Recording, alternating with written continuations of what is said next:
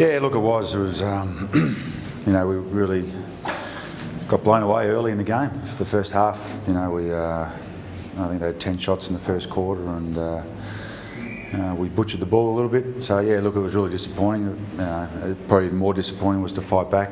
So actually had it in them to win the ball, and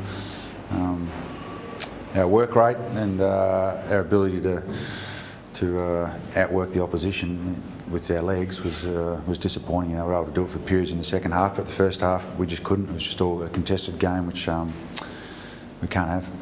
No, it's a young side, and the consistency through a game, up and down. But is that an excuse for them? Oh no, not at all. No, look, we've got some youth in the team, but you know, they've played enough footy to understand, you know, the intensity you need to keep playing at. So.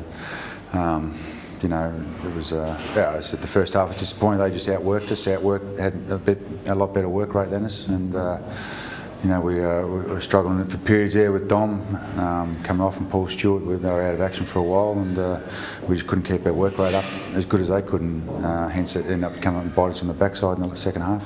Matthew, how challenging is it when you see a centre with Natalie and Cox both? It's not too bad. I think centre square was 18-6 or something our way, so you know, we actually dominated the centre squares. He does a couple of nice little things around stoppage because he's a bit different. We gave away 3 early in the game, but I didn't think that tactic had a real influence on the game. Matthew, what do you think you're missing at the moment? Look, just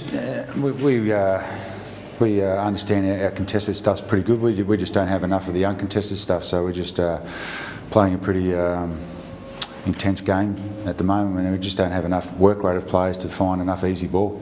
And opposition sides, you know, the 2 we've played this week have been pretty good. The last 2 weeks they've been pretty good in that contested stuff. So, you know, I thought all our forwards had shots on goals. Chad, Davenport, Robbie Gray. You know, we just didn't get enough from our midfield group, which we've had pre-season, and they kicked a few last week for us. They really didn't impact on the scoreboard at all. On that, Matthew, is there a reason why then Gray didn't get into that mix later in the game? What do you think it was for? Look, he was pretty good for us on ball when he went on there, but up till half time he was the only one having shots on goals too, so it's a bit of Rob Peter to pay Paul. So it's yeah, it's difficult, and he's still getting used to being able to play a lot more on ball, so we've got to slowly ease that with him. Chad had a big impact in the third quarter. What was your impression of his overall game? Yeah, look, he played the role we wanted to. He competed in the air, on the ground, and you know, the reason why we brought him to replace Jay Schultz, who does that. So, you know, I thought he was pretty good from where he's been, and the limited opportunities he had, he produced the goods for us. Matt, a courageous effort by Dean Brogan up against some formidable opposition. Do you have any concerns, though, if Brogan comes out of the mix in terms of a backup?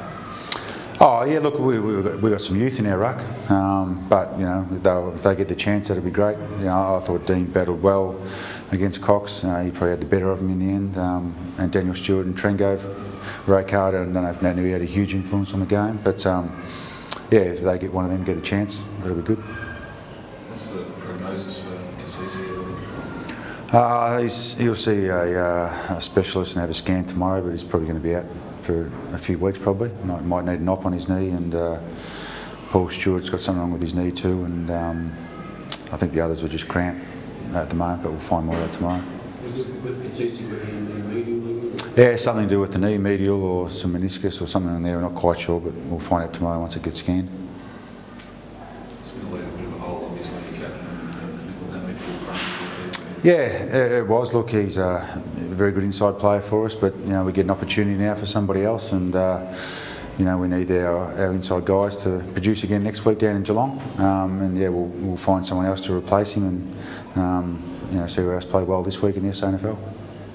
Matthew, is there a reason why Emily got away so often? No, well, the first quarter, he was the first half.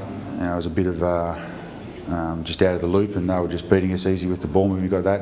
Second half, we actually paid him a bit of attention, but sitting around the bench, it was hard to see how he did that. So I'll have a look at the tape and we'll see. But yeah, he was very influential, and Shuey was too. 2 of their on ballers had 10 shots on goal, I think, and 12, 15 inside 50. So we certainly got beaten in that area.